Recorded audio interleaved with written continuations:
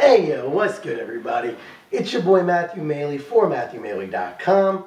Well, it is Friday night. We are back on the new couch here, and it is time for another weekly movie review. So this week, I checked out a movie that I'd actually been kind of wanting to see. I'd heard decent things about it. Heard it was pretty entertaining. Plus, even though I think the dude who's starring in it is an absolute nutcase, he makes damn good movies. So, decided to check it out. I'm speaking of Jack Reacher, starring the one and only Tom Cruise, who is absolutely nuts but makes great movies, as well as David Oyelowo, who, like I said, was in a Paperboy that I reviewed first in the first review of this month. Rosamund Pike, who did a damn good job. She's never like that starring in things, but she always does a great job in everything she does. Richard Jenkins, who always like him, and Jai Courtney, who was in the most recent Die Hard, the Good Day to Die Hard, which I never ended up seeing, but he did a pretty good job in this. I really liked his character, one of the most.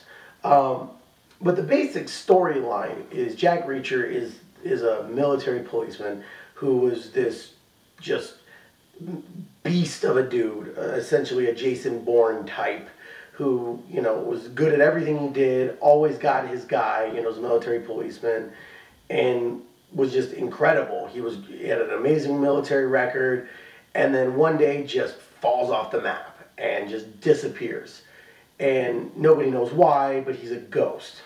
So the very first thing that we see is this guy using a pretty nice Springfield M1A1 to snipe 5 or 6 different people. Just looks like just a random act of violence. Like a dude just snapped and just sniped these dudes. And then we start to see very quickly on that it's all a setup. And in fact, everything was put in place to make you believe that it's one guy when we see in the very first scene that it's not. So they arrest this dude. First thing he says, only thing he says, is just writes down Jack Reacher. And, you know, Richard Jenkins plays the district attorney. Rosamund Pike plays his daughter, who is the accused shooter's, I guess, defense attorney, kind of self-appointed. And then David Oyelowo, wow, I can't pronounce that, is the lead detective on the case. And of course, they all say, you know, how are we going to find Jack Reacher? He goes, da-da-da-da, and he shows up. He leaves the, you know, far out region that he is and shows up there immediately. So he immediately says this guy's guilty, gives the reasons why he's guilty, and essentially is like, I'm out of here. But has somewhat of a change of heart and then agrees to work with Rosamund Pike to essentially verify that this guy did what he said, you know, what he's being accused of. And that's when the plot, you know, that's when the movie really takes off, and the layers of the plot start to unravel. And you see that, in fact, it wasn't, you know, just a random act of violence, which is what they wanted you to think. You see that every one of the killings wasn't just a random person. You see the reasonings behind it. I mean, there's all these elements to it. And almost more than there needed to be. It almost kind of got like, okay, yeah, right. So, of course, he picked those 2 people because they were just so there. And, I mean, it got a little silly, if you will. But even like the overall, I don't want to give away what the overall reason was even for the violence, but even that was a little like, oh, really? And that was worth killing 6 people? Okay. You know, like, just kind of, eh. But one thing, I mean, that Tom Cruise doesn't disappoint. I mean, he's solid acting. The script is enough to make him seem, you know, like a badass and get some one-liners in there and, you know, stuff like that. And essentially, I mean, it works well enough. It runs well enough. Only thing, the movie does go on a while. It's a pretty long movie, and there are a few parts that kind of drag. One of the better characters is only in it for about a quarter of the movie is Robert Duvall, who plays a small town gun range owner, and he actually does. I thought he was a pretty good character and adds a good amount to the overall movie.